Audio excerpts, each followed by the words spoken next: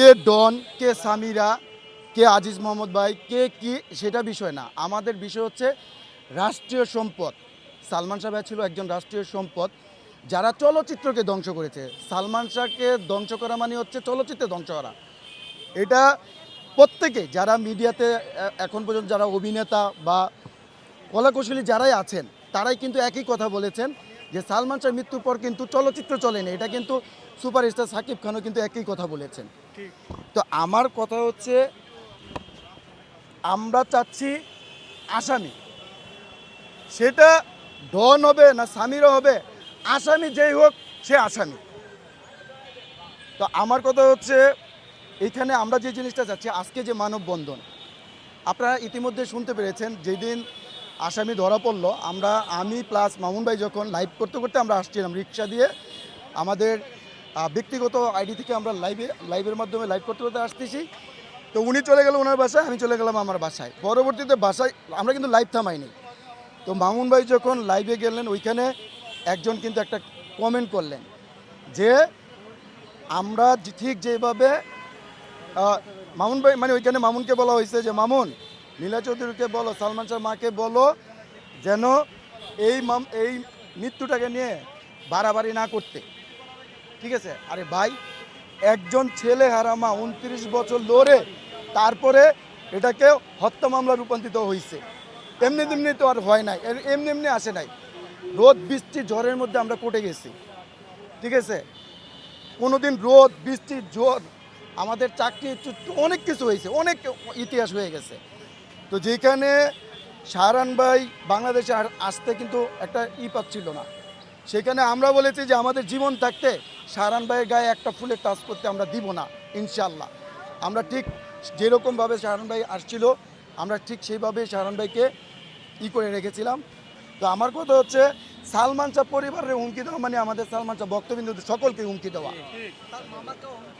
হ্যাঁ, এখন মূল বিষয় হচ্ছে দেখেন এখানে কিন্তু স্পষ্ট ক্লিয়ার হয়ে যাচ্ছে যে মানুষটি সারা বাংলাদেশের মানুষকে চ্যালেঞ্জ করেছিল সামিরা। নায়াসিনামাইড ও স্যালিসাইলিক সমৃদ্ধ লিলি ফেস ওয়াশ যা ফেসের ডেড স্কিন সেল দূর করে দেয় দ্বিগুণ ফাস্টার ব্রাইটেনিং। যে আমি সারা বাংলাদেশকে চ্যালেঞ্জ করলাম। এখন আমার কথা হচ্ছে এখন এই ছোট্ট একটা বেবিও সামিরাকে চ্যালেঞ্জ করে, ম্যাডাম আপনি একটু কোর্টে আসেন, আপনি একটু কোর্টে আসেন, আপনি কোর্টে এসে আপনি একবার দেখা করে যান। আপনি যখন কোনো কিছু করেন নাই, আপনি যখন অপরাধী না, আপনি বারবার বলেছেন এইটা এইটা এটা এটা এটা এটা, তা আপনি এখন কোথায় কোন গর্তে লুকিয়ে আছেন? আপনি আসেন, একটু দেখা করেন, কোর্টে আসেন। আমার কথা স্পষ্ট, উনি যদি দোষী যদি না হয় তাহলে উনি এখন পর্যন্ত পলাতক কেন? এটা আপনারা ওনাকে খুঁজে বের করেন। আপনারা খুঁজতে গেলেই তো বুঝবেন উনি কোথায় আছে না নাই, এখন কোন জায়গায় আছে। সালমান শাহ ভাইয়া 1996 সাল 6 সেপ্টেম্বর ইস্কাটন প্লাজায় যে ঘটনাটা হয়েছিল, যারা উপস্থিত ছিল তাদেরকে যদি আপনি একটা কথা আছে না যে কান টানলে কিন্তু মাথা আসে, আগে কানটা ধরিয়া নিয়ে আসেন, তাহলে সব মার করে বেরিয়ে যাবে। আমাদের দাবি একটাই, আমরা চাই সুষ্ঠু নিরপেক্ষ তদন্তের মাধ্যমে যারা রিয়েল আসামি, যারা প্রকৃত আসামি তাদের দৃষ্টান্তমূলক শাস্তি, এবং সেটা হচ্ছে অবশ্যই ফাঁসি। চলচ্চিত্রে একজন ধরা পড়েছে যার জন্য বলতেছে সালমান শাহ পরিবারের নামে মামলা দিয়ে। আরে ভাই, সালমান শাহ পরিবারের নামে মামলা দেওয়ার আগে এইখানে রাত সাক্ষী কে হয়েছে? এটা তো সালমান শাহ মাই বলতেছে না ডনি খুন করছে, বলেনি।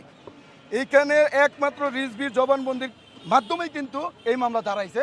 এই মামলাটা কিন্তু হত্যা মামলায় রূপান্তরিত হয়েছে, আর সেই মামলার কারণে, হত্যা মামলার কারণেই কিন্তু আসামিদেরকে নিয়ে আসছে। আমার কথা বেশ ভালো কথা। এবার আসি, আসামিকে নির্দেশ দেওয়া হয়েছে সরকারিভাবে, সরকার তরফ থেকে নির্দেশ দেওয়া হয়েছে আসামি যেন কোনোভাবে দেশ ত্যাগ না করে। আচ্ছা, উনি তো জানেন যে দেশ ত্যাগ করতে গেলেই তো আমাকে ধরবে, তাইলে উনি কিভাবে, কার মাধ্যমে, কার ছলে বলে? আমি মনে করি যে আসামিরও বর্তমানে যিনি গ্রেপ্তার হয়েছেন তারও চুপ করে থাকার সময় না, তাকেও ডাইরেক্টলি বলা উচিত যে কার মাধ্যমে তিনি দেশের বাইরে যেতে চেয়েছিল। আসল কথা হচ্ছে আমরা চাই যে কোনো আসামি, আমি আগেই বলেছি কে ডন, কে সামিরা, এখানে শাবনুরকে টানা হচ্ছে। টোটালি কথা হচ্ছে আমরা সাধারণ জনগণ, আমরা রাষ্ট্রের জন্য লড়ছি, আমরা চলচ্চিত্রের মানুষের জন্য লড়ছি। এটা কিন্তু চলচ্চিত্রে কিন্তু গর্ব করা উচিত, যেখানে চলচ্চিত্রের মানুষের এখানে আজকে দাঁড়ানোর কথা। কারণ এই সালমান শাহ ধ্বংস হয়ে গেছে, চলচ্চিত্র ধ্বংস হয়ে গেছে। মানে এদের টার্গেট ছিল যে, আপনারা ইতিমধ্যে শুনেছেন মৃত্যুর মাত্র কয়েকদিন আগে সালমান শাহ শাহরুখ খানের সাথে চুক্তিবদ্ধ হয়েছিলেন, এমনকি কাজলের সাথে একটা মুভি হবে। আপনি একবার চিন্তা করতে পারেন যে মুভিটা কোন জায়গায়, সালমান ভাই কোন জায়গায় চলে গেছিল? আপনি একবার চিন্তা করতে পারেন একজন কিং খানের সাথে একসাথে বসে সিগারেট স্মোক করা বা একসাথে আড্ডা মারা। আজ পর্যন্ত কি এরকম কোনো হিরো, তো অনেক আছেন, তারা কি কখনো গিয়েছেন শাহরুখ খানের সাথে এরকম একটা মহব্বত? তাহলে আজকে আমরা কি হারাইছি, এটা চলচ্চিত্র মানুষের যদি একটু ঠান্ডা মাথায় চিন্তা করে, তারাই বুঝবে যে চলচ্চিত্র কি হারাইছে। নায়াসিনামাইড ও স্যালিসাইলিক সমৃদ্ধ লিলি ফেস ওয়াশ, যা ফেসের ডেড স্কিন সেল দূর করে দেয় দ্বিগুণ ফাস্টার ব্রাইটেনিং।